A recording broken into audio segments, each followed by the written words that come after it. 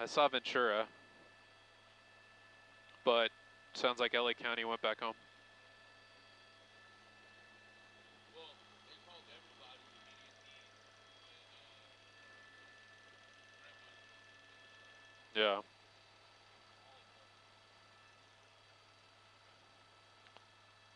Yeah. Very well, true.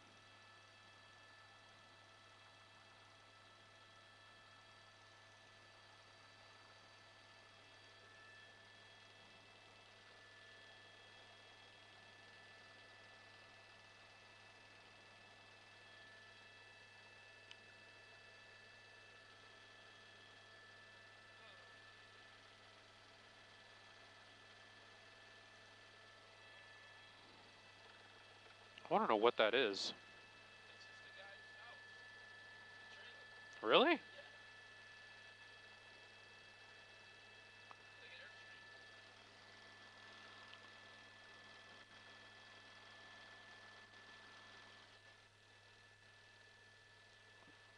Airstream. Hey, Lauren, what'd you say?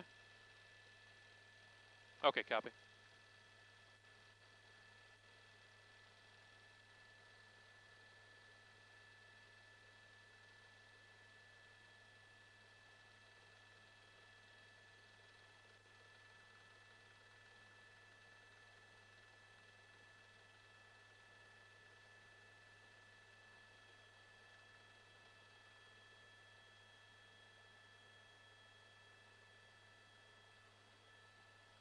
Where's that trailer from there? To the right? Right. Okay.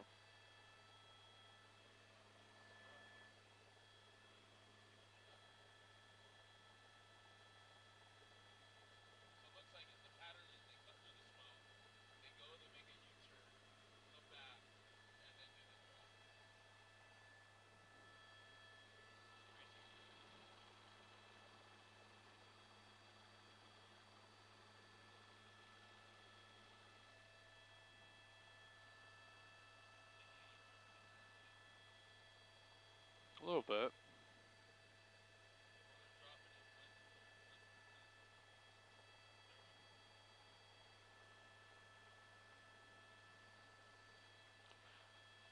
Where's the trailer from there? The trailer from the right. So it's kind of follow Mountain Gate.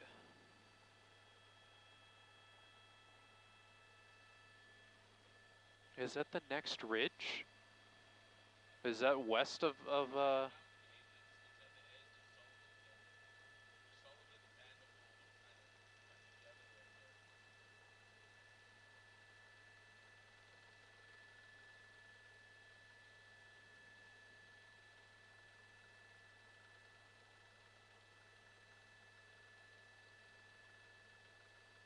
there. okay.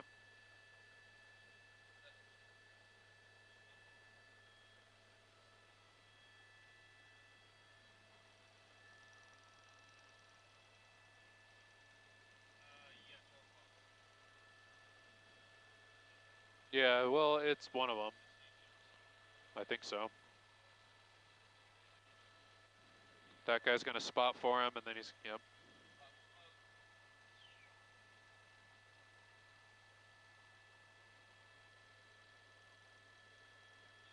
Release, auto fire.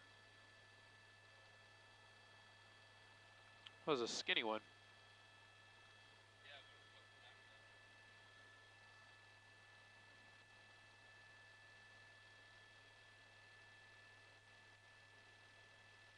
Copy that. Chris is coming back into town.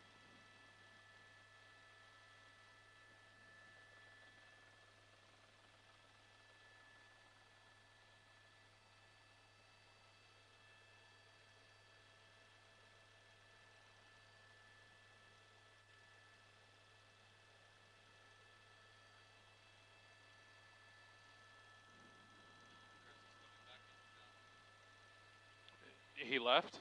Left town. Is he turning around? Yep. Looks like they have a pit stop.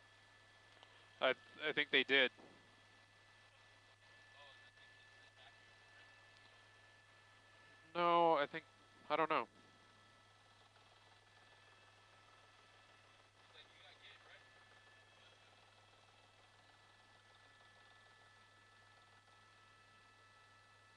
Well, the resources going down Mandeville Canyon. Look at that.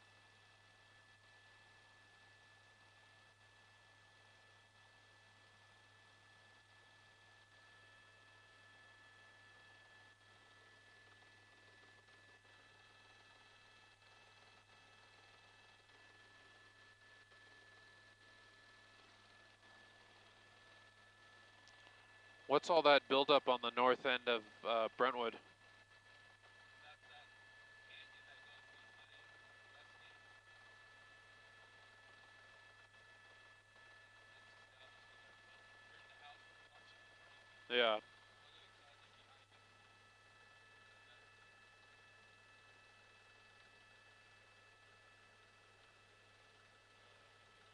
Right there. Ready. I must have fixed the thing. Or you just told me you were mentioning that on the house and stuff.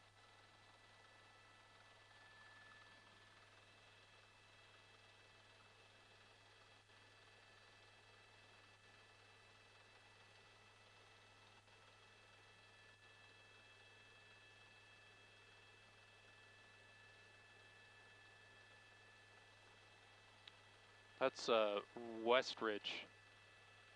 Yeah.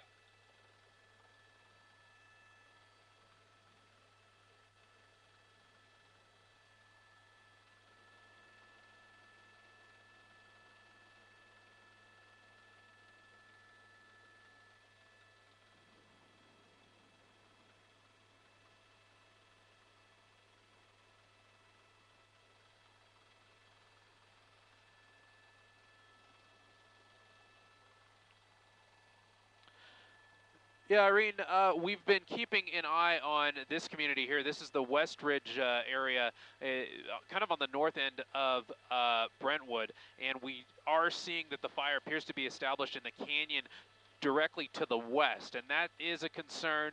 You're going to see a lot of flame and smoke activity from there, but right in front of that, the fire did extend on this side of the canyon, on the east side of the canyon, and fire crews were able to kind of work on that and hammer that end down, and it looks like things have calmed down on the east side of that canyon. But as we widen out the shot, you could see here still a lot of fire activity. We've seen a lot of fire resources head down Mandeville Canyon Road.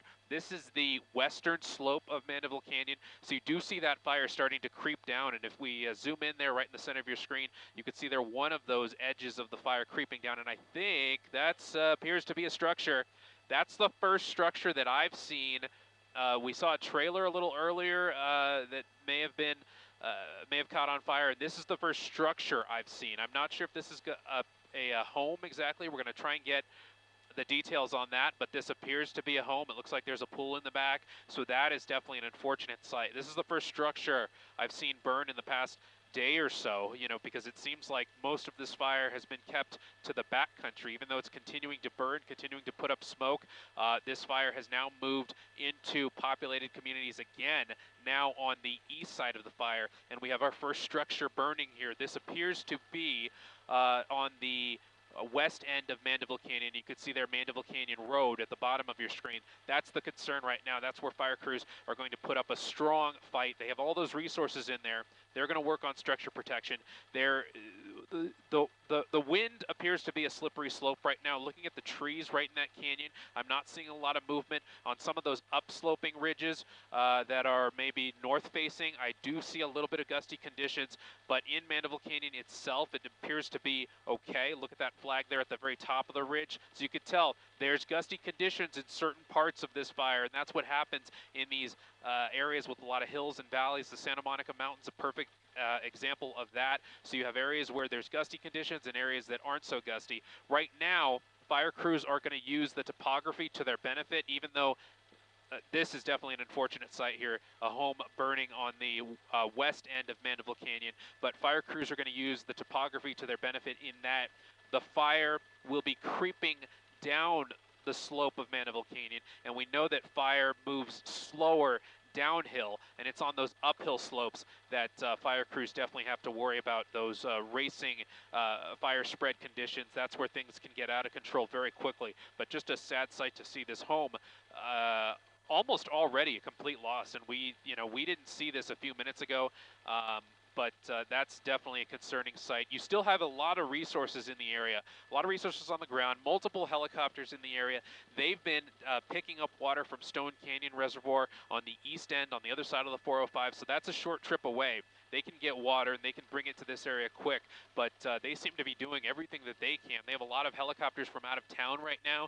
They're giving the LA County fire crews a break and the LA City fire aerial crews a break. So all these out of town helicopters, some that we might not be used to seeing, some of these sky cranes and other unusual helicopters of that sort. So if you see that in the area, this is what they're doing. They're from out of town. They're from the IE, and they are bringing in all these outside resources, all these outside aerial resources to really try and make an impact on this fire. We have seen a lot of air tankers make a lot of drops on the north end of the fire, so I see a line of fire retardant as Marcel widens out the shot and brings us to the north. I see a line of fire retardant coming from the north all the way, it looks like, from about the Tarzana line, coming across that ridge there, that fire road where the Nike silo location is. That's kind of the area where fire crews are trying to hold this fire to the north, and that's a perfect location for it because the fire will race up the hill and then it will very slowly creep down south. And now that those aerial tankers have been able to drop that line of Phos-Chek around the fire, that is going to be helpful, and that will allow fire crews to focus their efforts on the homes and the homes and properties in Mandeville Canyon and the Brentwood area, so they won't have to focus too much on the stuff going on the north and west side of this fire. Still a concern if you're in Encino, the Encino area, still a concern. Do not let your guard down. If you have an evacuation warning or an evacuation order in effect for your area, please heed those orders and those warnings. I believe homes around the Mulholland Drive area are included in that evacuation, that mandatory evacuation area. If you're west of the 405, Mark and Irene, you could probably have the latest details on that. But from the air, what we're seeing here is a line of fire retardant around the north side of the fire, and the helicopters are working now to really try and help with the flames that are now burning downslope on the west side of Mandeville Canyon. And unfortunately, as we zoom back in, we do have our first home that appears to be a complete loss since this flare-up began late last night. Mark and Irene.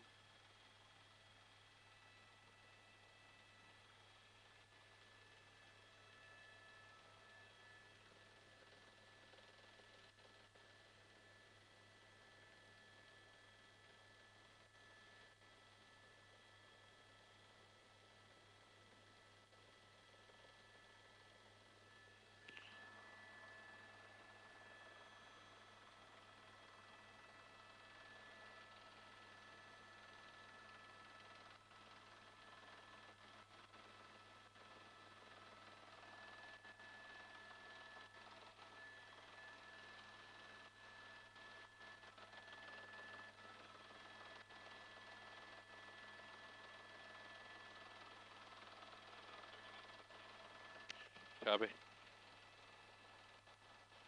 Simon Dead Scare 7. 30 minutes on station, 3-0.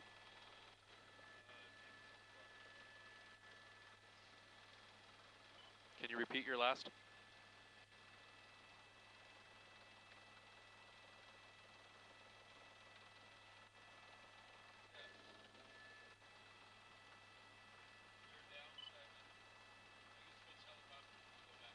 Yeah, SkyMap is down. We can switch helicopters when we go back, though.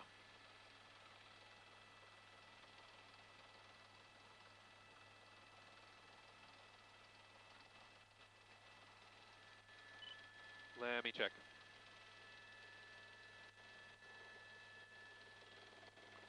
So that is there. Widen out for me, Marcel, a little bit. That's up the canyon.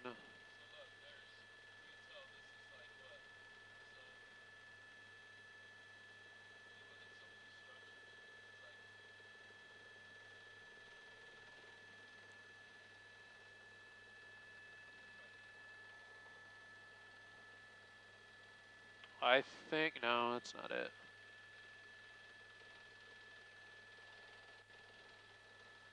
Okay, I got it. 3371 Mandeville Canyon Road. 3371.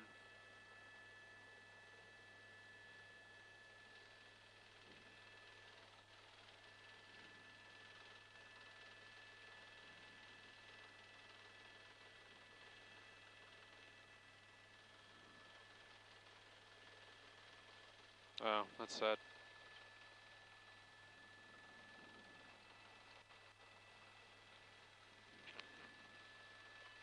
Uh, this is Mandeville Canyon. It's a home in Mandeville Canyon. So the first home in Mandeville Canyon is burning. It's the 3300 block of Mandeville Canyon Road.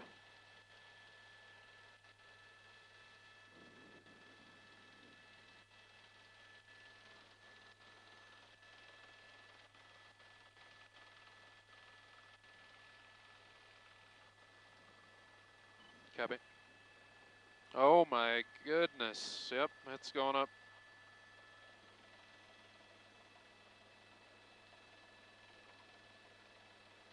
Marcel.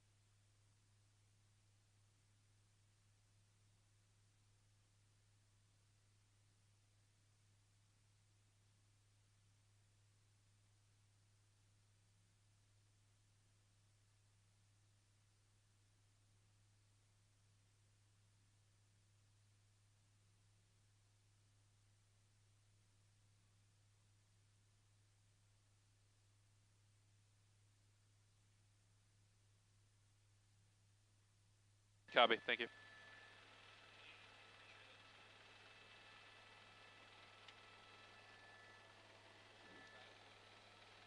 I think it went. I got it.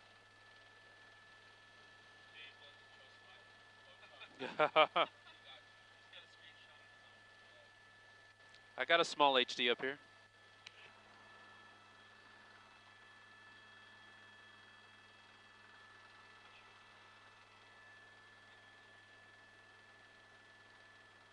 See, sometimes it doesn't work though.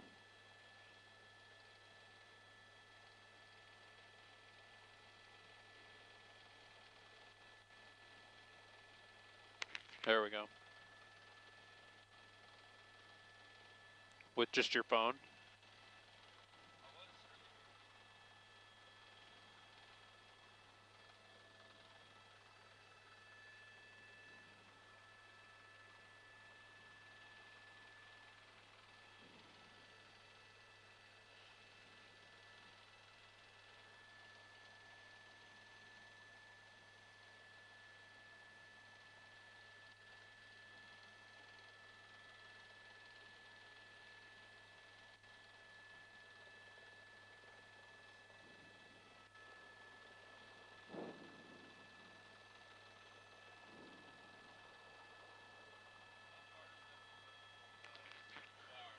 It's a good ways.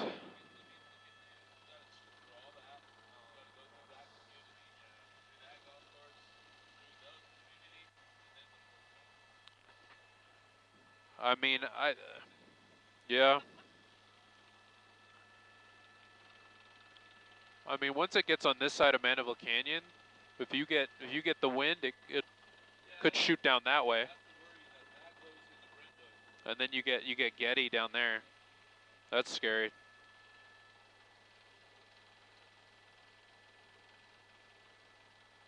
How long you on till, Tyler?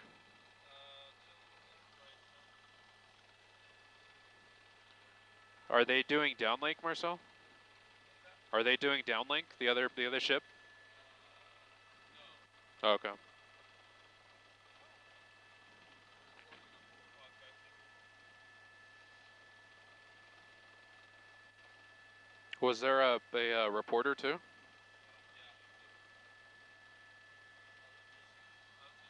He had something in his vest. It was kind of weird. I had it was a patty, but it sounded like he had a big front on it. Yeah.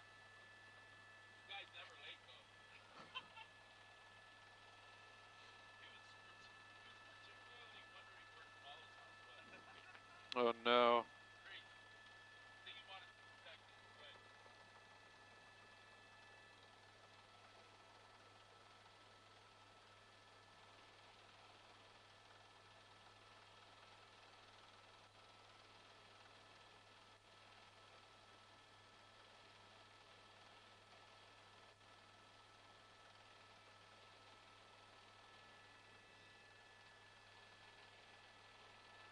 Wow.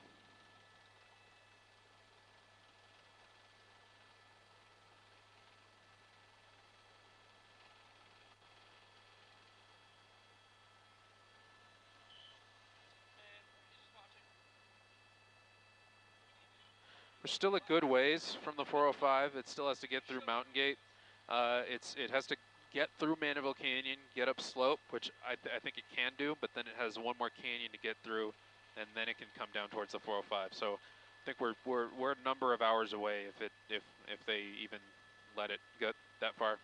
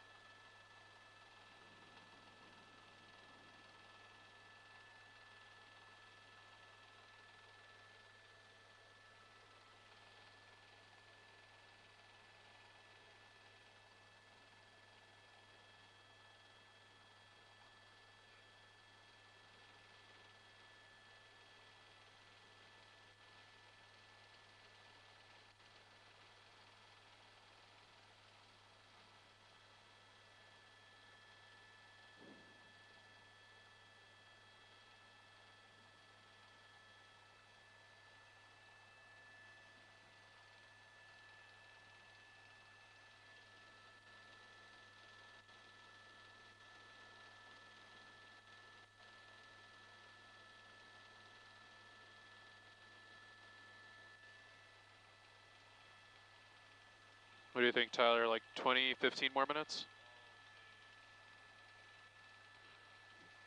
2-0, 20 more minutes. Thank you. Probably a little more than that, but Yeah, that's. Are we doing a second, Marcel? Oh,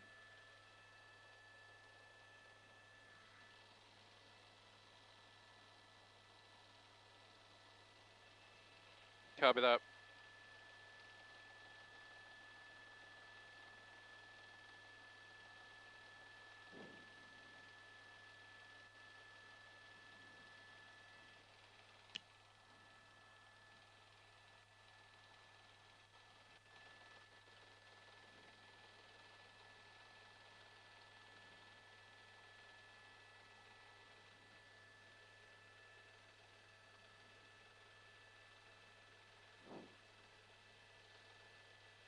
Standing by.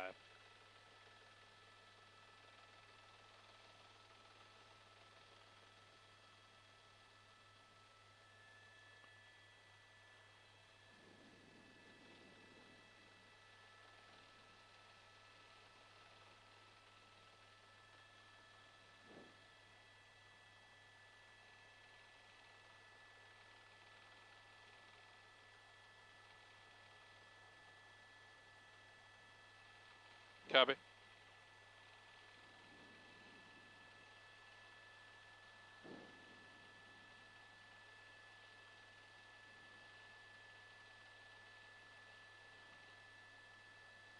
What was that?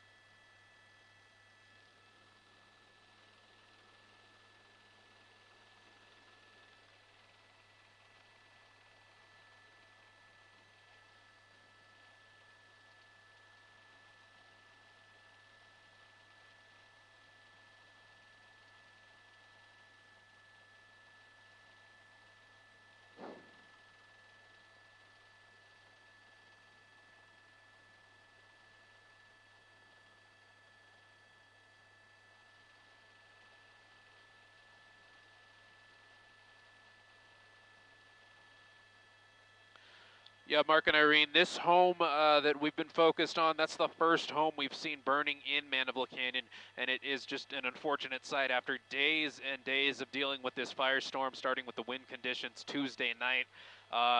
We seem to have had a few days of calm, and then last night we had this flare up, the Palisades fire flaring up towards the north and towards the east, and we now have this fire encroaching down into Mandeville Canyon.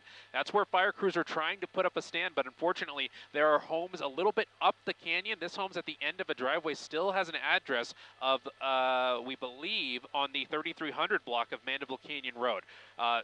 It's on the end of a little driveway, but it's still Mandeville Canyon Road, end of a long driveway. Now, fire crews are here on Mandeville Canyon. They have a lot of crews down in the canyon. They have structure protection in place for structures that they can protect. If your structure in Mandeville Canyon has defensible space, fire crews will be able to work and have a good probability of saving your home. If your home does not have any defensible space, like this home in particular, fire crews are not going to be able to to do much, to be quite frank with you. You can see a lot of those trees there leaning up into the home, into the, leaning on the roof, leaning onto the property. That whole wood balcony there, you could see it. There was a pool there that we could see not long ago. Now that entire balcony and the entire home really is completely going up in flames. I wouldn't be surprised if we see a collapse of the roof very shortly here. And when that happens, you see a lot of embers get shot up into the air, and that becomes a concern because that could lead to little spots in and around the Mandeville Canyon area, which is what we're trying to avoid. So definitely a sad sight to see here, but fire crews have their aerial resources, their helicopters really. They're picking up water from Encino Reservoir, they're picking up water from Stone Canyon Reservoir, and they have multiple helicopters working on the area. You could see there a water drop on this particular home. I'm a little bit surprised to see that because the home was pretty much going up in flames already, so I'm surprised they did that, but they are probably doing that to cool the fire down and to stop it from spreading a little bit further down the hill, down towards those homes that have defensible space that fire crews are really trying to protect right now. But we have the fire being established now on the west side of Mandeville Canyon, inching down the slope, and you could see there's another water drop coming now. This appears to be one of the Firehawk helicopters, and they are going to make a targeted and precise water drop right on that balcony, and you could see it's putting most of those flames out, even though the house, at this point, it's going to be a total loss, but they're trying to prevent it from lighting those bushes on fire right at the bottom of your screen and prevent further spread here. And those helicopters and air tankers, they're working on these fingers of the fire, if you will, that are inching their way down the western slope of Mandeville Canyon. And this is the perfect time to do so because the winds, we have a little bit of gusty conditions at the top of the hillsides right now, but the winds aren't that intense in the valleys quite yet.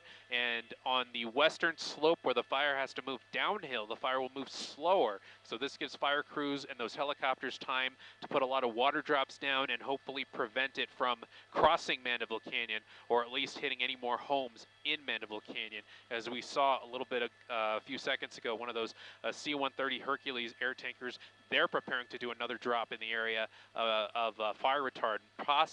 Probably not on the home like we saw those helicopters do, but they are working to continue to create a line around this fire. Right there on that ridge that leads to Mulholland Drive. That's where all of that Phos-Chek and all of that fire retardant is at this point, and that is the stand that fire crews are making on the north and the northeast side of this fire.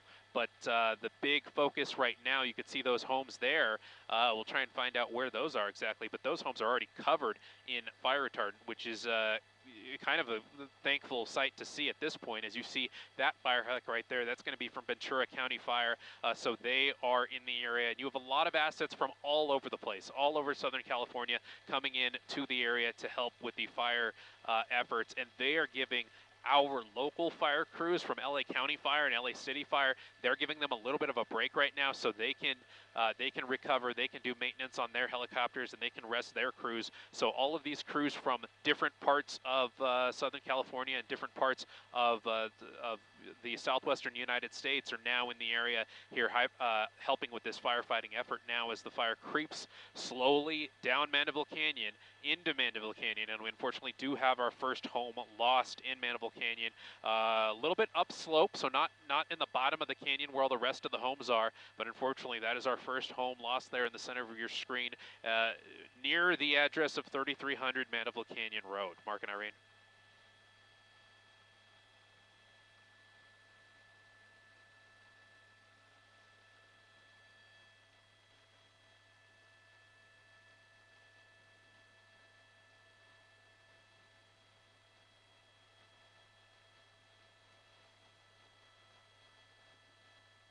Copy that.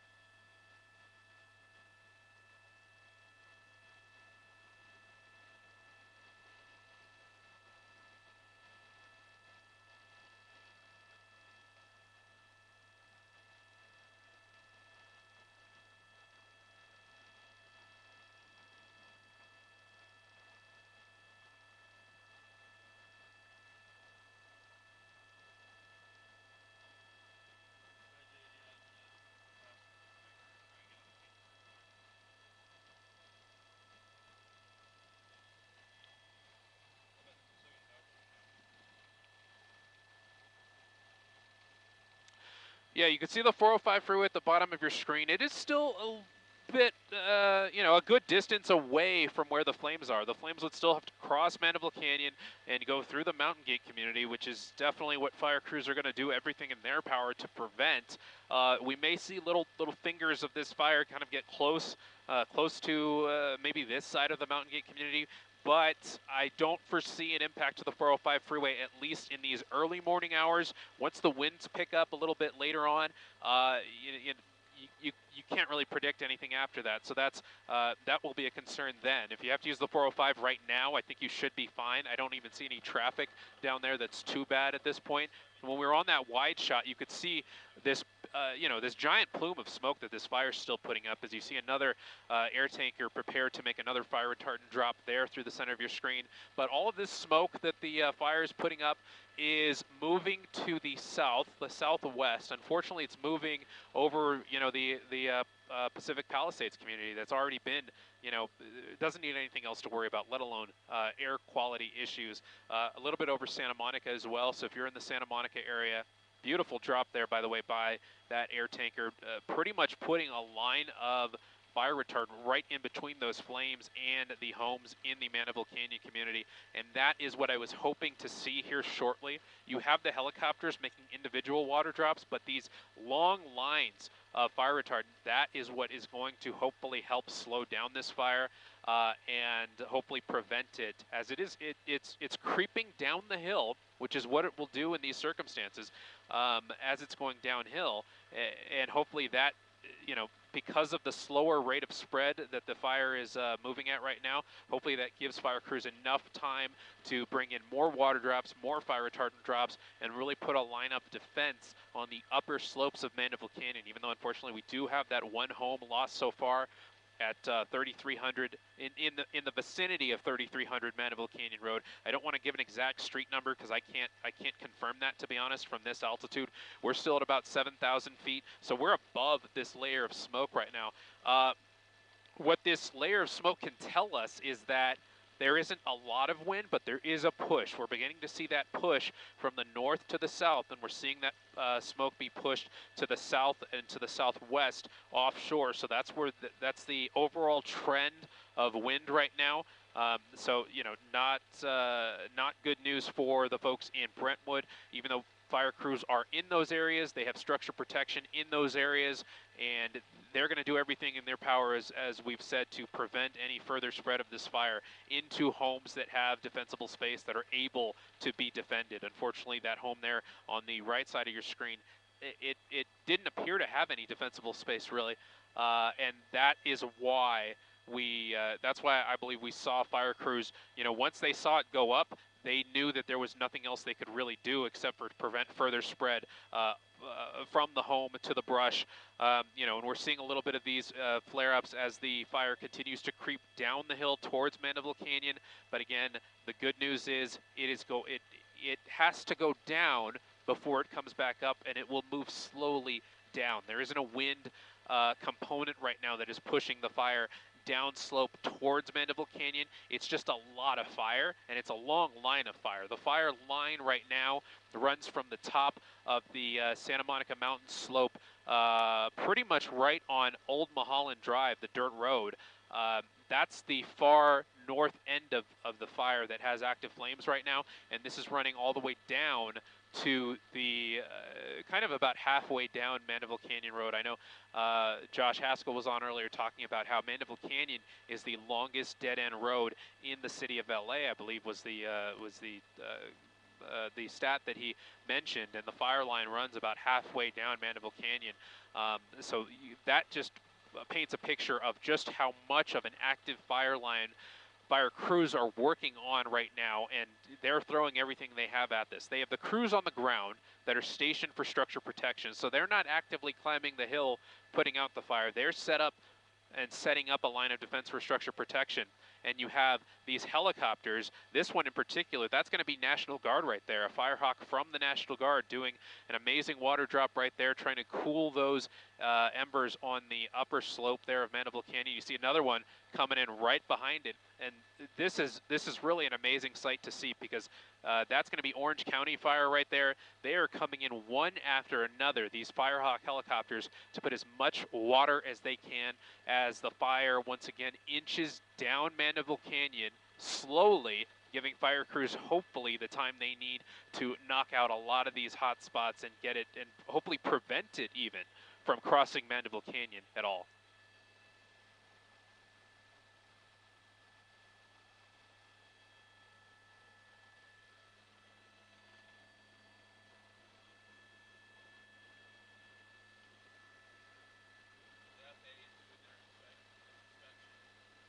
Well, we did see the one that isn't being used. It's still at Van Nuys Airport. It is parked there. The FAA is doing an investigation. They are inspecting the aircraft. So one Super Scooper is indeed off limits. The other Super Scooper I haven't seen up in the area personally. We're going to try and effort details on where that one went. It was not at Van Nuys Airport, so I don't know if it went to another airport for service or anything like that. But they've been working the past few days, so it wouldn't be out of the realm of possibility that their crew has timed out and they are taking a mandated rest break for their crews.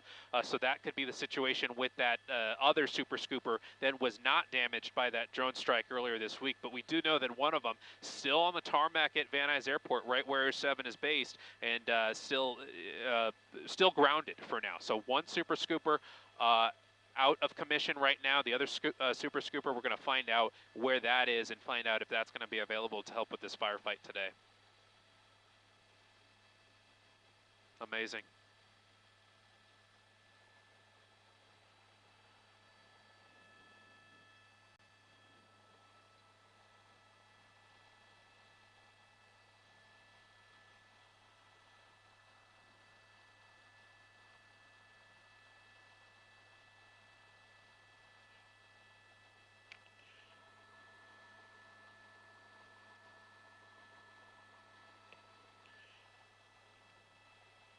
Yeah, the house is still burning, and there's a lot of smoke that that those water drops are creating. So we might even lose the home behind the smoke, but you could still see those really hot flames right there in the center of your screen.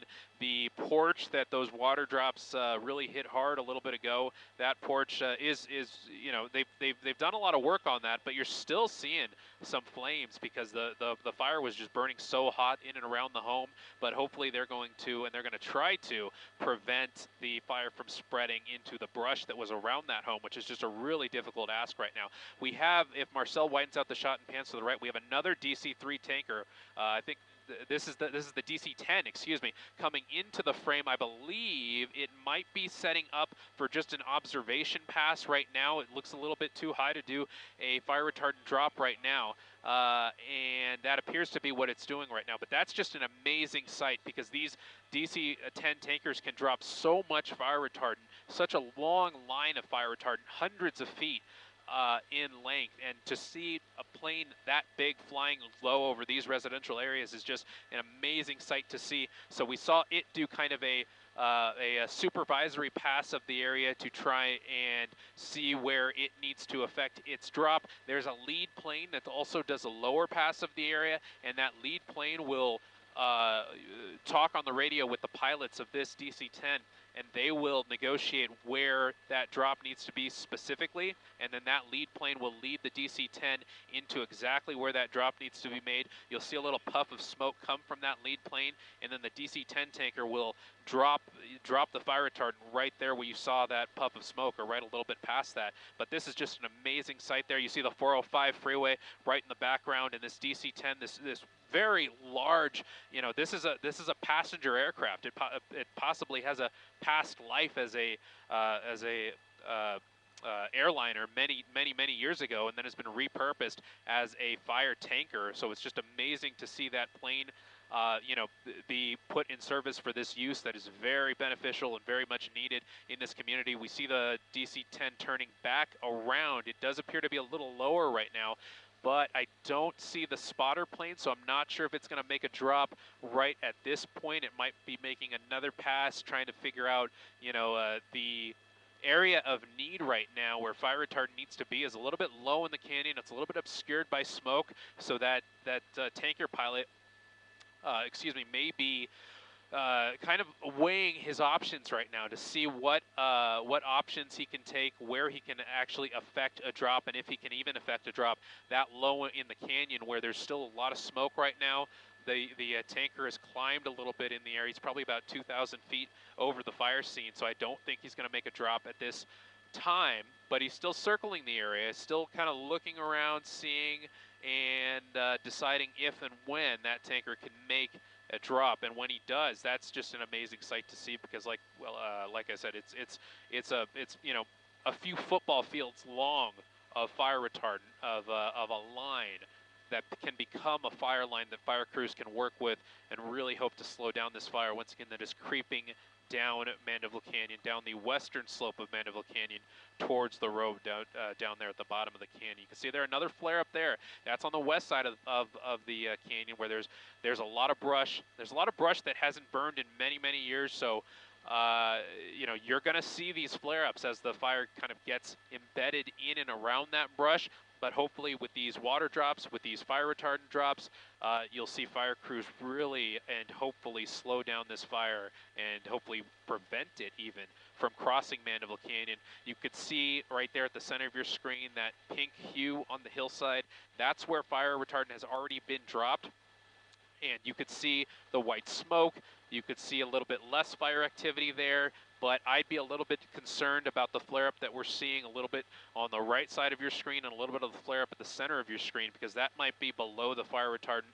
They might have to bring in another helicopter to do a drop on that particular location. And I'm looking to see if any of those helicopters are around right now. I don't see any particularly in view, and I think the DC-10 tanker might be doing another lap around, hopefully, like we said, to do another drop very shortly, because it would be pretty amazing if we see that. I see the DC-10 flying right over Upper Encino right now, and the lead plane is doing a tight turn around that hillside, so I wouldn't be surprised if we see something on this pass, because I keep kind of teasing what we're going to see, because it is just an awesome site. And if they can utilize all of these resources and really get this this line of fire retardant right where they need it, that can be exactly what fire crews need. As we said, as the fire creeps downhill, it's slowly going downhill, and that is a very important thing to see. You see the lead plane dropping a little bit of smoke there.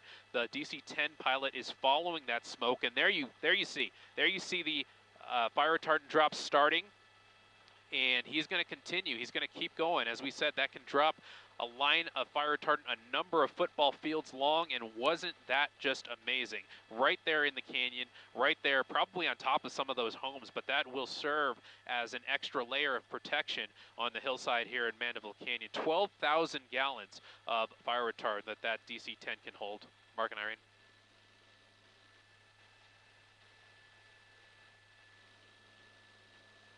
I think so. I think we're going to see one or two more drops from this DC-10. You're going to see a couple more drops from the C-130 Hercules aircraft that is out here. Those aircraft can't do lines quite as long, but I think we're going to see probably one more trip from that DC-10, and then that DC-10 has to go. You do definitely. I think that that line that we saw was maybe kind of in the very bottom of Mandeville Canyon. It must have almost been right on top of the homes, because I don't really see it too much on the ridge. You see there that pink outline. I think that was from an earlier drop, and I think right there in the center of your screen, that's the Phosphcheck that we just saw dropped there. Pretty much right on Mandeville Canyon, which is helpful. That will help prevent, if any embers come down into the canyon, that will serve as something that will slow the process of those embers catching those properties on fire. The DC-10 there flying through the center of your screen there.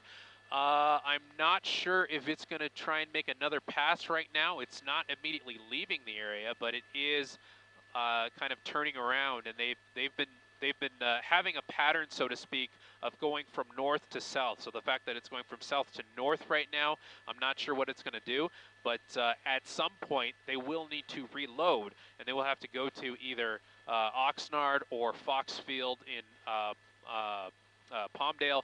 That's where they have crews with equipment that can refill this aircraft in pretty quick order. We did see the DC-10 here earlier, and then it left for about 30 minutes, and then it came back. But on this very flight, we saw the DC-10 on this very flight that we've been up here in Air 10 for the Air 7, excuse me, for the better part of the last hour and a half here. We've seen the DC-10 make a couple drops, and then it left for a little bit, and then we just saw it come back. So I think I see it flying away, passing over Tarzana and Woodland Hills, so I'm not sure if it's going to come back and do another drop while we're up on this flight. It's probably on its way back to get refueled there, as Marcel keeps the camera focused on this Ventura County Firehawk here, probably about to make another water drop as the fire continues to creep down the western hillside of Mandeville Canyon Road.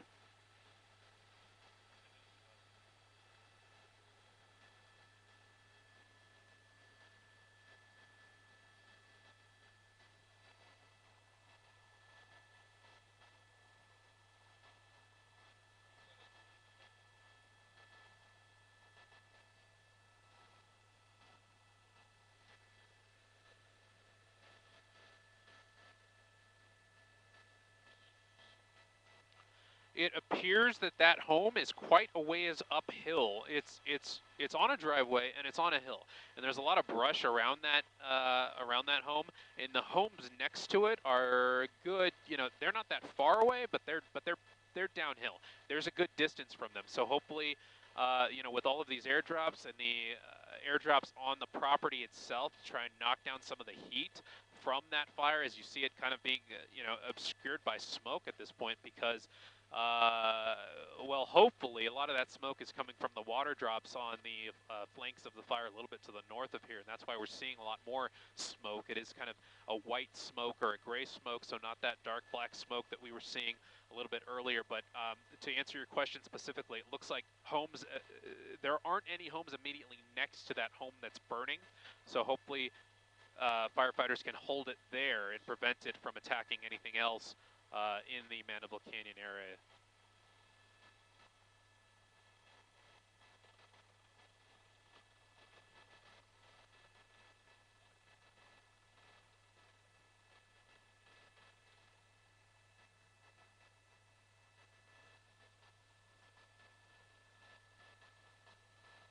Thank you, Larry.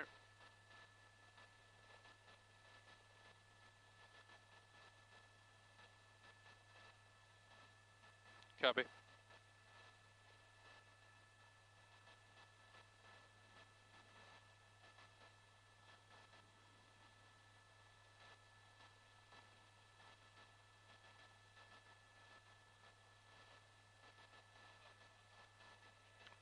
Are they fighting for space?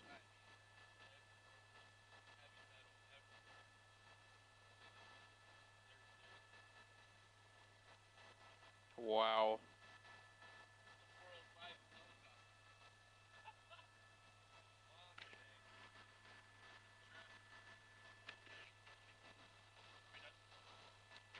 Yeah.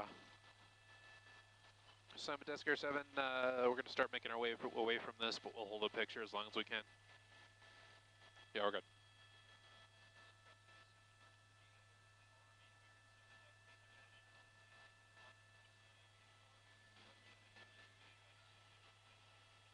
We're done. We got to go.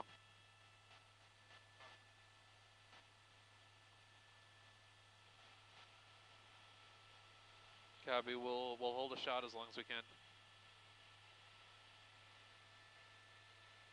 Yeah, we will hold the shot. We will hold the shot. Oh, how long?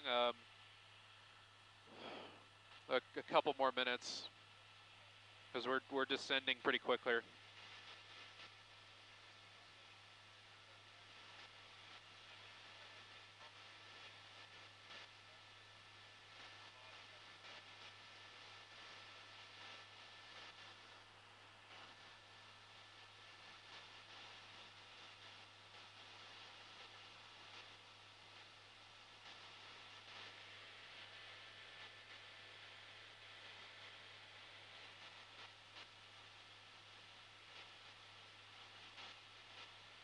Copy. Clear. Thank you.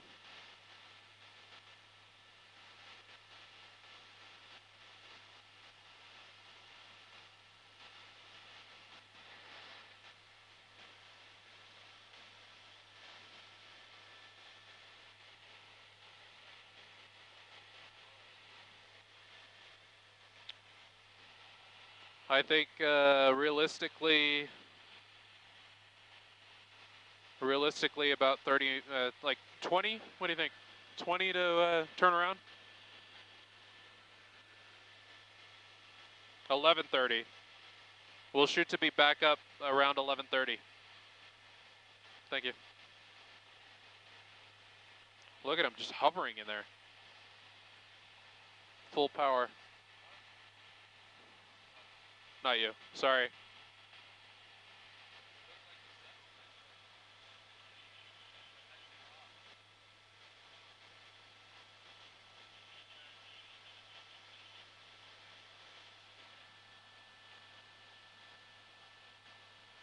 They're in there.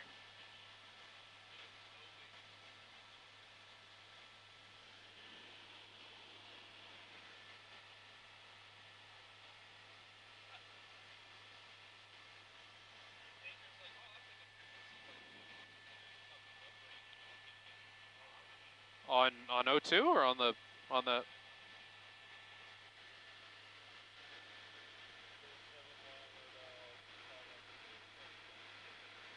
Look at this. How's Eaton? You think they forgot about this? Yeah.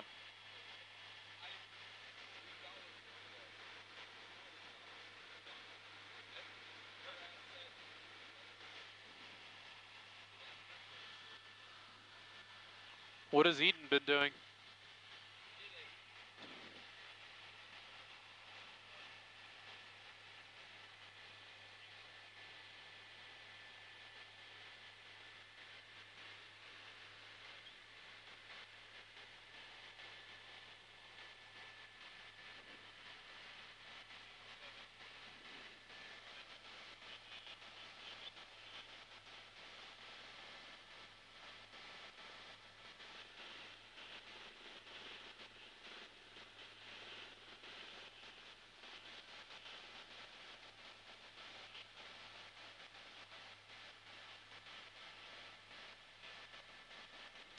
there they go.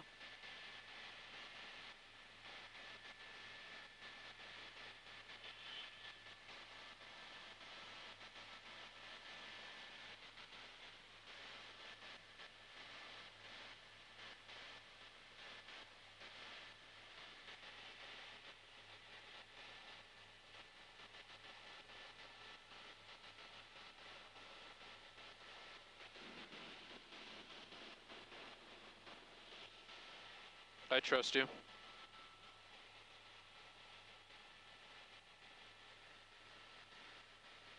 Yeah, me too. Did you bring something? On our next stage, we got a stage left. After? Need it right now. Let us know what happens. But one of these hitches, this is like our bag. How was that? Was it right? Take that quick, right?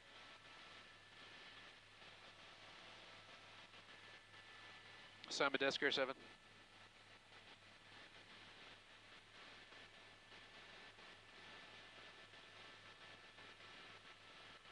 Hey, I'll get on with you when we land, but we're gonna need to extend the break a little, just because the pilot needs to eat, and we'll just need to take a couple more extra minutes on the ground. I told them 11:30 earlier. That's probably going to be closer to 11:45 because we're still not even air traffic control hasn't even let us like fully descend yet.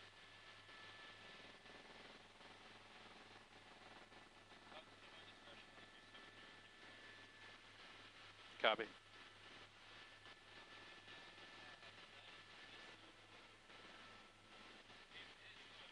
If you're wondering, this is the west side of the fire. Lots of fire activity coming on the west side of the fire, but not too many homes in this area.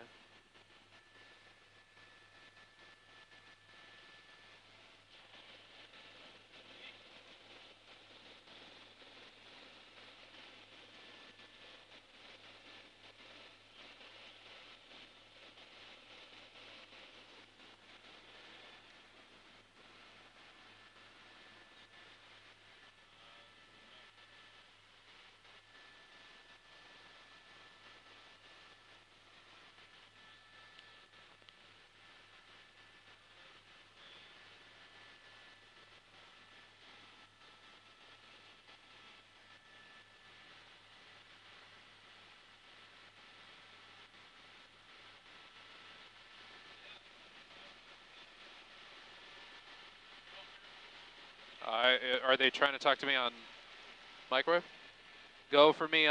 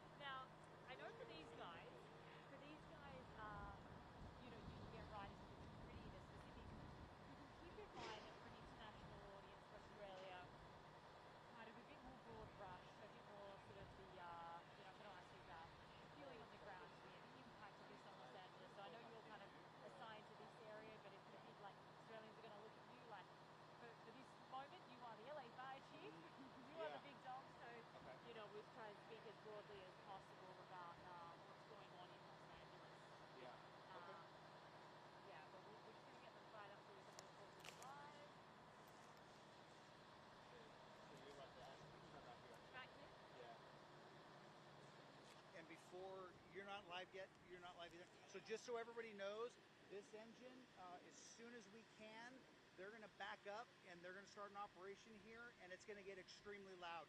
So interviews, lives, all that, microphone, it's going to be too loud for microphones. So they're prepping.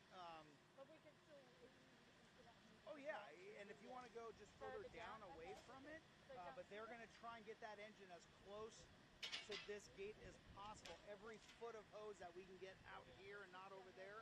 So, and it doesn't have to happen now. I told them, you know, can we finish up these couple interviews? And they said, yeah, the sooner the better, but, you know, absolutely. Okay, perfect. What we might do is just because there'll be a rough down there, the last one, I'll just get down some Okay. down there. Yeah. We might have to leave our starboard. I'll go that way so we've got a better view. Yeah. Jump out fighting for real estate sometimes when you're on this. Yeah, and well, and, you know, I mean, when we have international, you know, attention on this, we do. You know, we get dozens of them, and this is a, I mean, it's a great vantage point to cover it. You know, yeah, you know, where we were driving around earlier. Well, so I was in 60 Minutes yesterday trying to get. We were getting. We were only doing B-roll.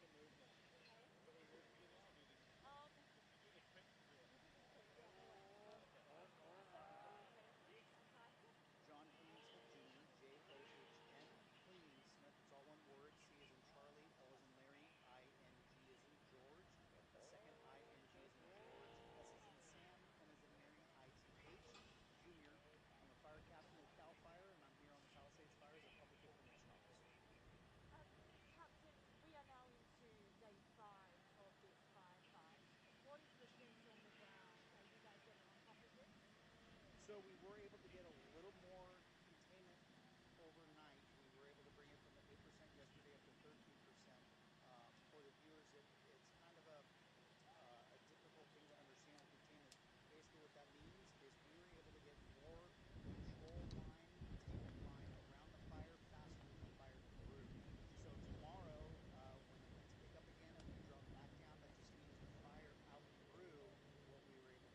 So that is a good sign. That means we are getting more progress than the fire is. So it's still a concern. The winds are going to be shifting back into a Santa Ana winds and again starting today into tomorrow, which is what happened when this first started. You know, we had those sustained 90 mile per hour winds. Strong winds. So, and this was a strong wind-driven fire. There's very high winds even for this area. Yeah, we can feel the wind gusts coming through now. How challenging, how recent has it been over the past 5 days? For someone who's been with the fire department for years, how disruptive has it been? It's been, this is in the top 3 for me personally. Driving through the neighborhoods that have been destroyed it's you can't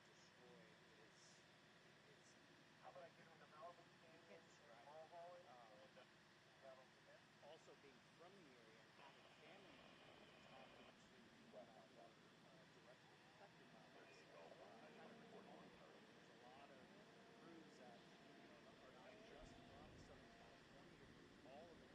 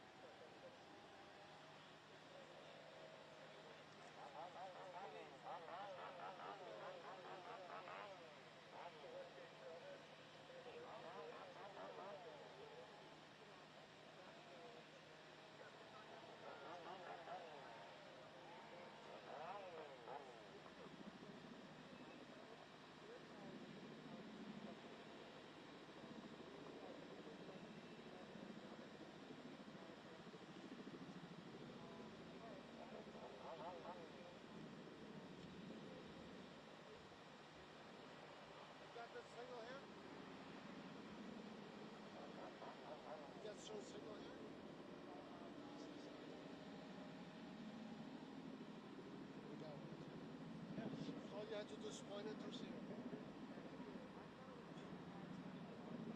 Yeah.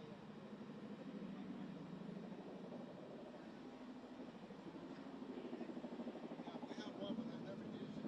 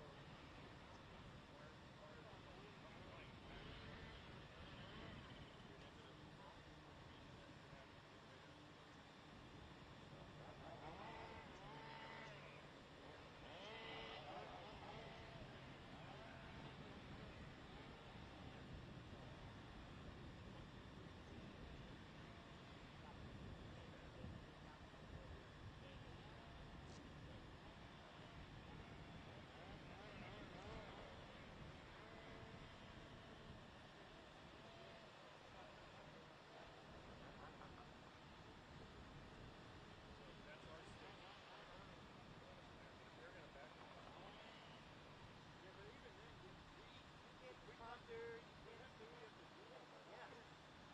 Here's what we do. Policy. Put you here. Put him down. Yeah, but even if you put the sticks here, there's not enough space. Where's the prompter and everything? That's How about if he? I'll borrow a shovel and make it a flat one. And he wants to be here. And I told him it's going to be really uncomfortable and unpleasant. Hey, yeah. So, You want to be an anchor or a cross one? well, yes, that's the problem. Now, could we convince someone to let us use their balcony? Everybody has a back.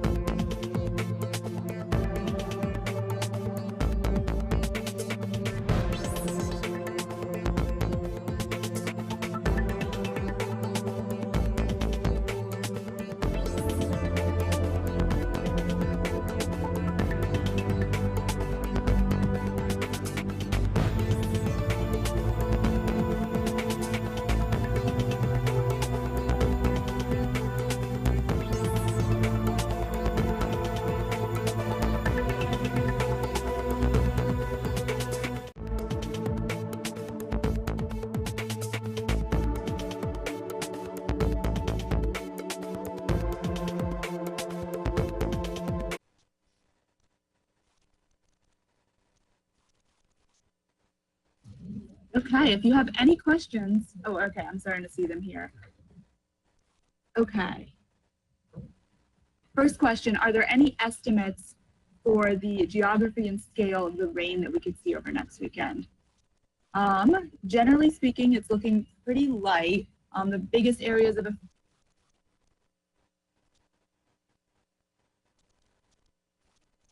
southern areas of mostly LA, Ventura County, if we see any rain with that. The next one, what are the forecasted RHs during these events? Good question. For the first portion through around Sunday, around 10 to 20%. And then the second one is going to be a little drier, down to around 5% on Wednesday. Monday through Wednesday will be around 5 to 15%. Okay, next question. Where exactly might gusts reach more than 56 miles per hour, and could they hit 80 miles per hour anywhere? Yeah, places that are going to reach 56 or potentially are going to be everywhere that's in that high wind warning. That's that graphic that's in that kind of gold color, if you recall. And these slides will be sent out so you can reference that there, but it's mostly going to be mountain areas of LA County. And maybe also Yeah, and those same areas, that high wind warning is probably going to look pretty similar for the second event, Monday through Tuesday. So we're probably going to see similar looking high wind hazards for that event as well that might reach 56 miles per hour. Can you briefly provide an extended wind forecast? Did you have a specific location for that? That you were looking for that extended wind forecast? Yeah, let's see. Okay, I'm seeing, okay, for the extended wind forecast, I'm seeing a no, disregard that. You are welcome to give our office a call after this webinar here and we can chat through whatever details you were interested in. Any 80 mile per hour gusts expected. At this time, not a huge amount. It's not impossible, but we're not overly expecting that much 80 miles per hour. yeah, there's at least a low end potential as we head into that secondary event, in particular late Monday into Tuesday, if that overperforms. Okay, any other questions? I'll give it just a few more seconds here for that too. Oh, okay. The second voice was just saying that there's a low end potential Monday night into Tuesday for 80 mile per hour gusts over higher elevation, but generally not too common. All right, thanks so much. We'll go ahead and wrap this up and we will send the recording and the slides out shortly. Thank you all for joining.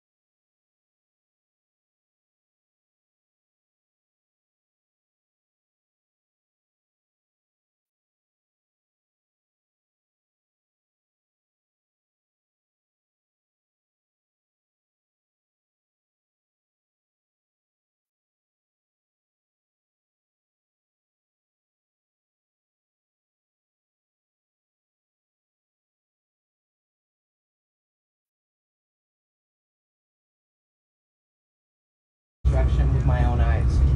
I'm doing daily visits to see, hear, and take in devastation, and it truly is difficult even to describe. We need all level of support, both at the local county level, the state level, and the federal level, and we need it immediately. I cannot stress enough how important that is and will continue to be in the future. Today, I wrote a letter to President-elect Trump inviting him to engage in wildfire recovery efforts and to visit the county to see the impact firsthand that it has on every socioeconomic individual in this county. Engaging the White House makes the way for the rapid deployment of federal resources, including emergency personnel and financial assistance. While I was on my walk through today, I crossed paths with California Assembly Speaker Rivas, and actually the entire, I think, Assembly family was up in Altadena. I told the Speaker that the state has to be incredibly flexible and streamline all of their processes, and he has promised to work with us. My goal is to help communities rebuild like for like, if not better. But there are state and county requirements that can sometimes add an additional cost to the building process. My ask is that the state and the county work to ensure that we rebuild safely, but we must remove any new costly requirements not related to health and safety that would otherwise make it cost prohibitive for residents to rebuild. Government mandates cannot mean the difference between whether a community can afford to rebuild or not.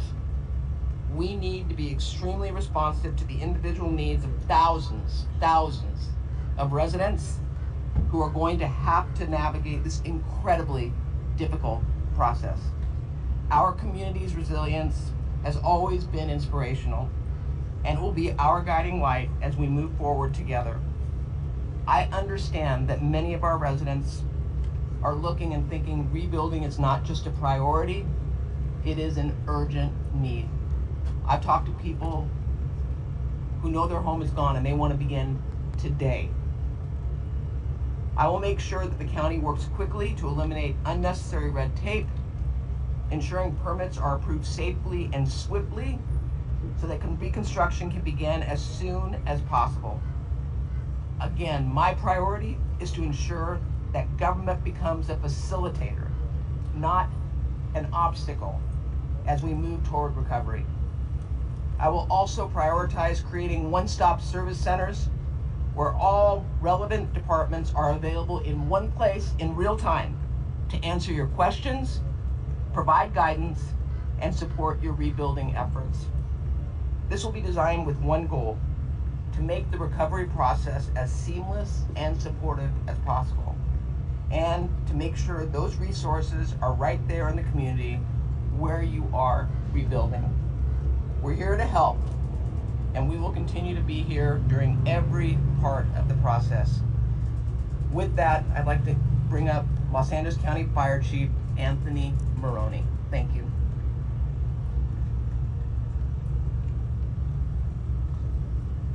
Thank you, Chair Barger. So good afternoon. The Eaton Fire is now estimated to be 14,117 acres with 15% containment. Over 7,000 structures are damaged or destroyed, and 2,832 firefighting personnel are assigned to the Eaton Fire. Elevated critical fire weather conditions are predicted to begin this evening and continue through Wednesday. Moderate to locally strong Santa Ana winds will affect Los Angeles County today and tomorrow, and again Monday through Wednesday. The Los Angeles County Fire Department will be prepared. These winds, combined with low humidities and low fuel moistures, will keep the fire threat in Los Angeles County high. Please understand that the inevitable public safety power shutoffs that will be implemented prior to this life-threatening Santa Ana wind event are crucial to preventing new fire starts, and that they help save lives. Yes, they're a challenge to deal with, but it's certainly better than having another fire start. I would like to express my gratitude to the Los Angeles County Board of Supervisors for their leadership and unwavering support of our residents, my fire department personnel, and me as fire chief. To our first responders battling these wildfires in the air and on the ground, we commend you for your relentless and fearless dedication in protecting residents throughout this great county. And finally, to our Los Angeles County residents, please be assured that we will continue to battle these wildfires until they are fully contained. We stand alongside all of you as we begin to plan for repopulation of evacuated areas, disaster recovery, and the rebuilding of your homes and your lives. I would now like to introduce California Interagency Incident Management Team 5, Operations Section Chief, Don Fraguglia. Thank you, Chief. Okay, so quick operational update here for the Eaton fire.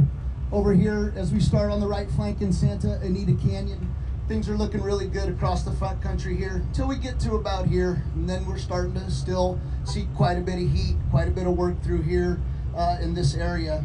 As we come across over here into the Altadena area, I want to just highlight this square box right here is a square mile. So it's a massive, massive area that we're talking about here. That's residential community. It's not wildland. It's a residence, and these are people's houses. So huge Herculean task to get through all this down here. We have a ton of work. It's many days, many weeks of work. Just wanted to highlight that a little bit. As we come through by the Jet Propulsion Laboratory, this is looking good. Again, crews engaged, boots on the ground, mopping up. All through the National Forest up here, we continue to make really good progress up there. The weather's in our favor.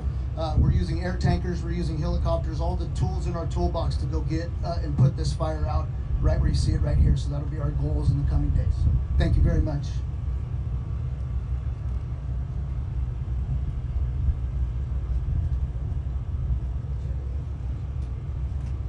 Now we're going to have Los Angeles County Sheriff Commander Tanya E. Plunkett. Good afternoon. I'd like to take this time to update you on the Los Angeles County Sheriff's Department's effort in dealing with the Canyon fire. Currently, in response to the fire, our staffing has increased to approximately 500 personnel. Within the personnel, we have active missions, which include controlling traffic points, of approximately 46 hard closures, and traffic control. We also have roving security to deal with looting and address those issues. And when necessary, respond to welfare requests and at the direction of the Los Angeles County Fire Department. As you may, as you may be aware that last night we instituted a curfew order which went into effect from 6 p.m. to 6 a.m. and currently, within the evacuation zones. It's important to know that these zones are going to be strictly enforced, and the reasons behind them is to enhance public security and address enhance public safety and address public security concerns. Within the curfew, we're asking everyone to stay clear of the affected zones unless they are authorized personnel or emergency responders. Anyone found in violation of the curfew order will be subject to a misdemeanor crime and subject to $1,000 fine. We understand that this is an extremely stressful and challenging time, but we appreciate the public's cooperation as we work together during the crisis. Since the Eaton Canyon fire commenced, we have a total of, 19 arrests, and of those 19 arrests, 4 were for curfew violations last night. We also had a search and rescue task force that commenced this morning, and that will be until the completion. It will begin daily at 6 a.m.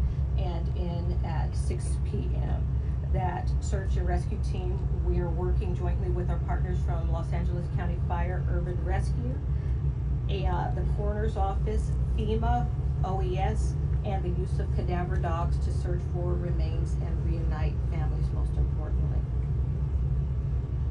These searches will be a part of a grid search, like I mentioned, between the hours of 6 a.m. and 6 p.m. due to safety concerns and our inability to operate during nighttime hours.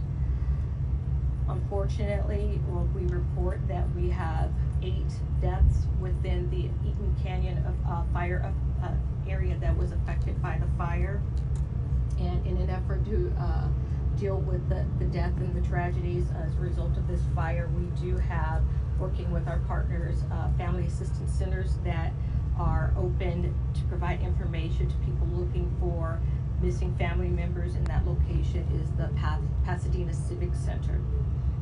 It will be comprised of OEM, sheriff's deputies, LAPD, Red Cross, the medical examiner, and the Department of Mental Health. On scene, it's important to remember that if you have missing family members, we have 2 personnel on scene to take those missing persons report for the family members and or friends. In closing, I'd like to mention that we all know so many people have been impacted by the disaster and need help. If you are in a position to help and support the counties, we would appreciate that, and please contact Emergency Network Los Angeles by visiting www.nlaenla.org.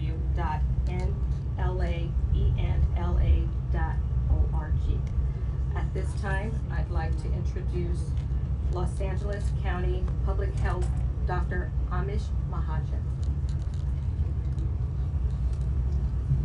Good afternoon. My name is Anish Mahajan, Chief Deputy Director of LA County Public Health. I'd like to start by thanking the first responders for their heroic efforts and extending our thoughts and prayers to all who have experienced such profound loss with these fires. We in public health are committed to supporting those in need in the months ahead.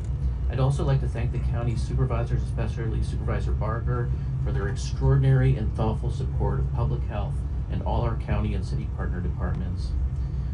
Yesterday, a local health emergency for LA County was declared by both Secretary Becerra at the federal level and by the county health officer, recognizing the substantial risks to public health due to the impacts of the critical fire events and windstorm conditions. The South Coast Air Quality Management has issued a smoke advisory through Saturday, January 11th at 5 p.m. This advisory will shortly be extended. We are all experiencing this wildfire smoke, which is a mix of small particles, gases, and water vapors. It's those small particles that get into our noses and throats and cause those sore throats and headaches. But we must also be very careful for those who are at higher risk for bad health effects from wildfire smoke. And those include children, the elderly, those with respiratory and heart conditions, and people with immunocompromised states. They may have worse symptoms like shortness of breath, wheezing, cough, and chest pain. Everyone in the areas where there's visible smoke or the smell of smoke, and even where you don't see that, we know that the air quality is poor, so you should limit outdoor exposure as much as possible. Do not engage in outdoor physical activity. If you must be outside, wear an N95 or a P100 mask. These are high filtration masks that take out those small particles that get into your body. Keeping indoor air as clean as possible is also important. Keep your windows shut. If you have an air conditioning that can pull air from the outside, that can recirculate air, you can use that. If you have a HEPA air filter or HEPA air purifier, that will help too. All of us are at risk with the poor air quality right now, but some of us in LA County are at even greater risk. For example, if it's part of your job to work outside, it's important that you wear an N95 or P100 mask. In these situations, you may ask your employer for an N95 and they're required to provide it to you free of charge. The LA County Department of Public Health is offering N95 masks through the interim housing sites, shelters, and street teams to LA residents who are experiencing homelessness and living outdoors. and to those persons who are evacuated from where they usually live and staying in temporary shelters. Family assistance centers will also offer respiratory masks to residents who are returning to fire zone areas as they clean up the fire damage. The County of Los Angeles and our partners are also working to distribute over 5,000 HEPA air purifiers to senior centers, nursing homes, and other facilities where individuals are at the highest risk of residing in the worst air quality. Finally, if you experience severe symptoms like coughing, shortness of breath, wheezing, chest pain, palpitations, nausea, please contact your doctor or medical provider or go to an urgent care. For life-threatening symptoms, please call 911. I want to finish by noting that we understand this is a very difficult time for those who are evacuated, and we have a lot of folks who want to get back to their homes and to their neighborhoods. But we want to ask folks not to return home until you're told that it's safe to do so. There is a lot of toxins left over after the fire. There's a lot of smoke there, and once you are going back, the key is to remain covered up. Make sure you're wearing gloves. Household dishwashing gloves are okay. Long sleeves, long pants, and you should be using an N95 mask. The LA County Department of Public Health is also offering N95 masks to LA residents who are returning to the fire zone areas as the cleanup of the fire damage begins. Those masks are also available at the county evacuation centers and other sites. I'm going to finish there and happy to answer questions. Next, I'll invite City of Pasadena Mayor Victor Gordo. Good afternoon, everyone. I just returned from visiting the devastated areas of Pasadena and Altadena, and devastation really is the only word. I visited with the Southern California's congressional delegation, and I'd like to thank them for taking the time to see firsthand exactly what's happening in our community.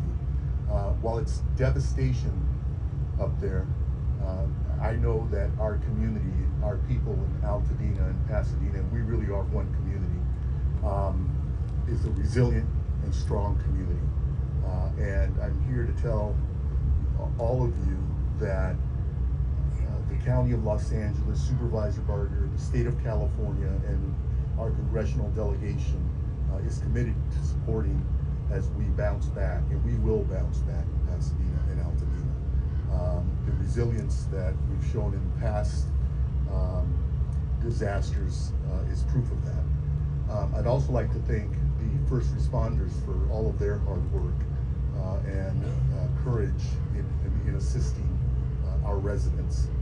And finally, I'd like to say this: if you are thinking of coming to Pasadena and or Altadena for the purpose of looting, know this: the Pasadena Police Department and the LA County Sheriffs will be there to meet you.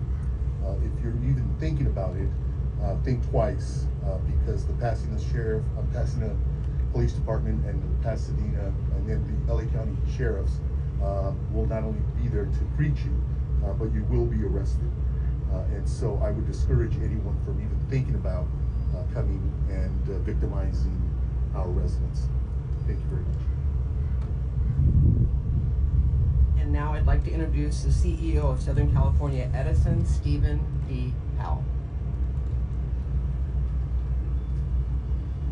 Good afternoon, I'm Steve Powell, President and CEO of Southern California Edison. As a longtime, entire life resident of Southern California, it has been, words can't describe how horrific it is to see the impact on our communities, friends, my colleagues at Edison, even through these fires. Just been terrible to see. As we look forward, I first want to say thank you to the first responders, the fire agencies that are out there protecting the community and partnering with us on keeping people safe. I want to say thank you to our crews, our contractors, as well as those that provide mutual assistance from PG&E that are out there working 24/7 to bring power back on in our communities. As of this morning, Edison still had about 50,000 customers without power. That's down from a peak of over 500,000 just a couple of days ago, so we're making significant progress on the power restoration. We've got over 120 crews supported by other field personnel. There's thousands of people out working 24/7 to bring power back on once it's safe to do so. At the same time, there's a lot of places where we don't have access, where there's a lot of damage that could lead to really extended outages. As Chief Maroney mentioned, we're also not through all the weather issues. We see a big wind event coming in next week, and that could lead to more public safety power shutoffs. Again, as an electric utility, we never want to shut people's power off. But to protect our communities when the conditions are merited, we need to use it as a tool of last resort, and we will be doing that. So just want to let everybody know that's been out there without power for 5 days now. We've got our crews working 24/7 to bring power back on as it's safe to do so. Thank you. Next up is State Senator Sasha Renee Perez.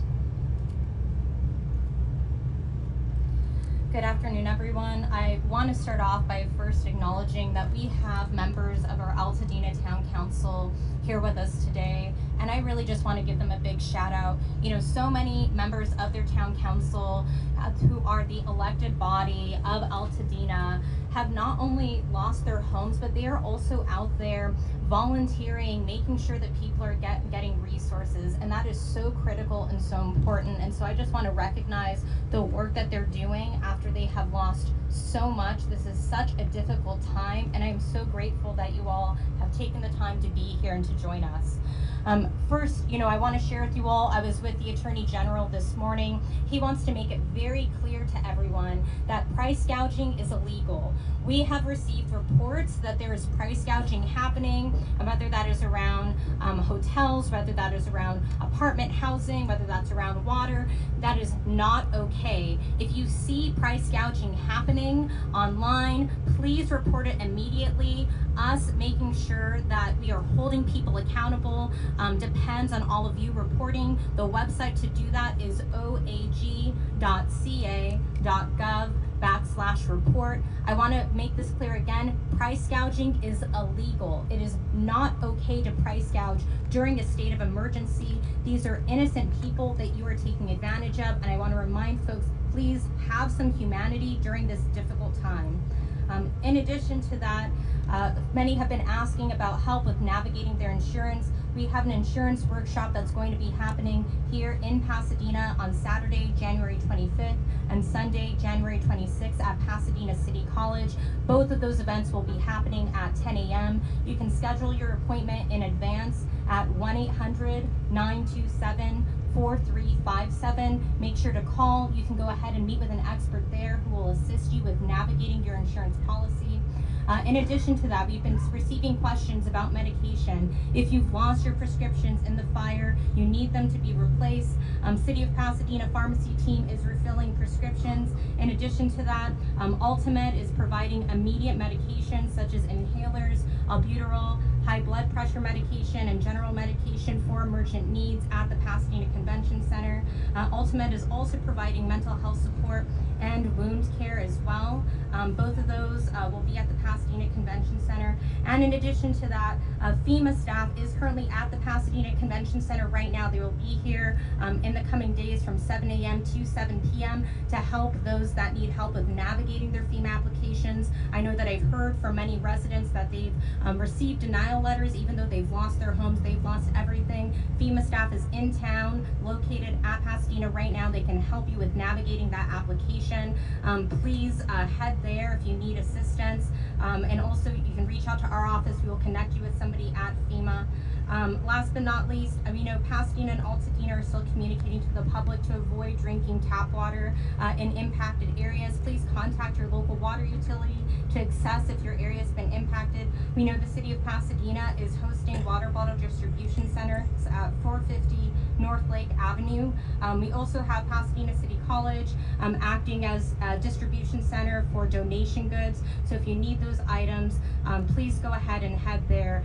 And once again, just want to thank everybody that's been donating, all of the volunteers. I just came from the Pasadena Convention Center. On top of our firefighters being on the front lines to contain this fire, we also have the California Fire Foundation giving out $250 gift cards to those that have lost their homes. And it is just so tremendous to see firefighters that have spent the last several days working nonstop, exhausted, sleeping for a few hours and getting up to go volunteer at the convention center. That's the work that these guys are doing, and it's just so incredible. I can't express enough my appreciation for everything that they're doing, and just thank you all so much. This is community coming together. This is how we're going to get through this. Next up, I'll introduce my colleague, Assemblymember John Harabadian.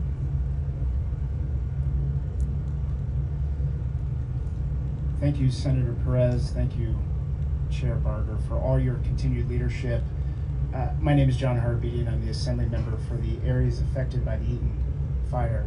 And as many of you know, this is very personal for me. I was born and raised and grew up in Sierra Madre, minutes and miles away from most of the devastation. I was playing, growing up in homes that are no longer there, grew up playing sports in parks that are no longer there. And to all of the families whose lives have been upended, my heart and prayers are with you. I can't imagine the devastation and the feelings that you are feeling right now. As I was saying to many of my friends last night when we were all together, many of whom lost their homes, a lot of them are facing unbelievable amounts of trauma to going back to their properties and just seeing a foundation. And as I told them, the foundation of this community, of all of us, is going to be there for them forever. While they need to rebuild on their own foundation, there is a foundation of all the people behind us, all the people that you live with in your neighborhoods that are going to be steady and are going to be with you every step of the way. Rest assured, statewide resources will be there. Speaker Robert Rivas was here in the district, as the supervisor said today.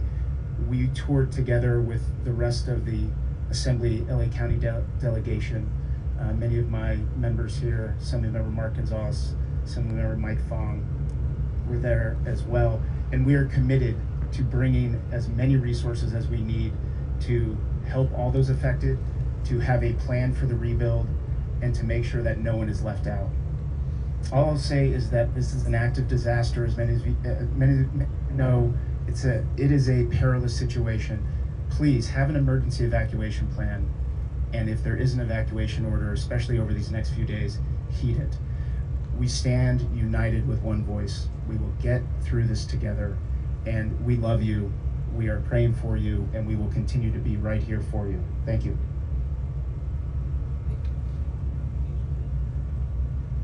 I would like to clarify on behalf of Chief Augustine, our fire chief who's here with us, that Pasadena does not have a curfew in place.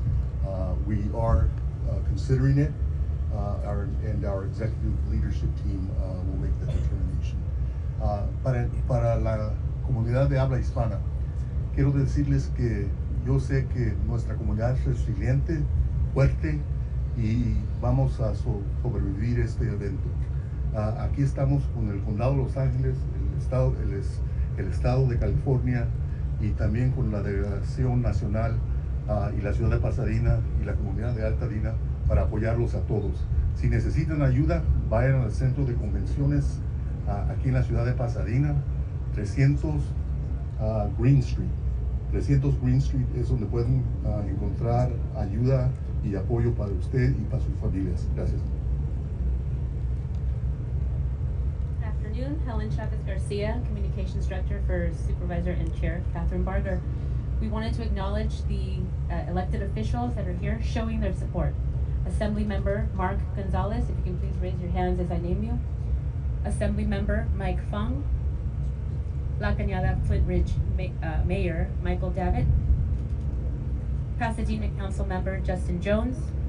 And as mentioned, of course, our much cherished Altadena Town Council Chair Victoria Knapp, and also Vice Nick Arzan.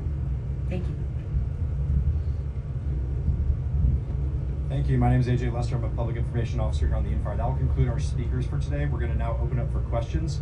If any of the media has questions, please state your name and the agency that you represent, and we will walk around with a microphone and get a question. First question here, gentleman in the blue.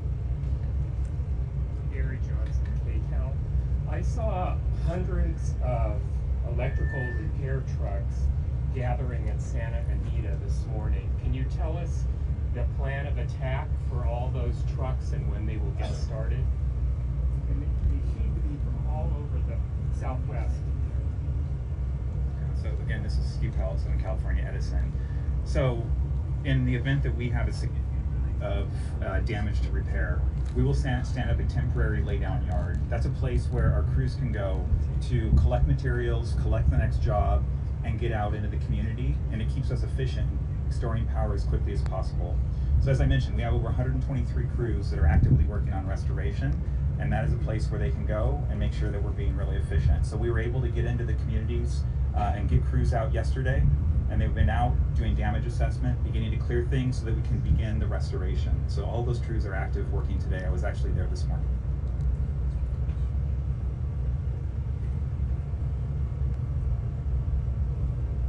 Beth Slapaz, KABC Telemundo 52.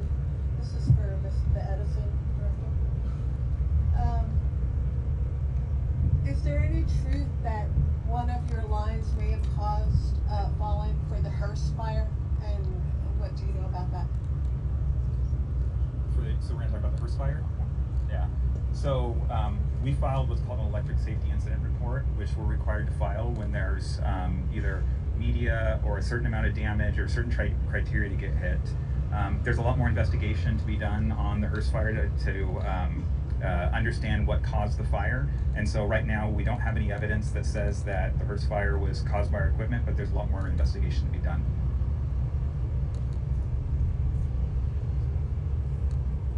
Any further questions from the media? Okay, that will conclude our press conference if there's no further questions. We'll have breakout where we have utilities, SoCal Gas, Edison on the side. We'll also have Spanish speakers if anyone would like to do interviews over there along with public information officers. Thank you for coming to our press conference.